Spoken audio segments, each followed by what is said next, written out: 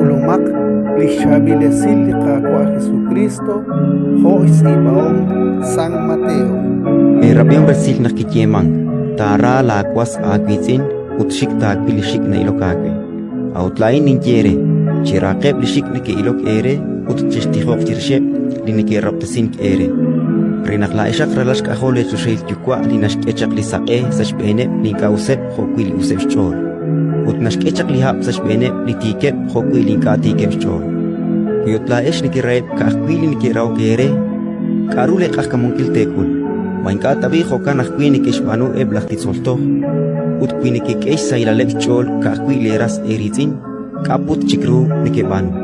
Mainka tabi hokan ahkwini kishmanu ebli makaish pabal. Tsakalakbi ere eru, holecho shail yukwa, tsakal reru. Ratin likakwa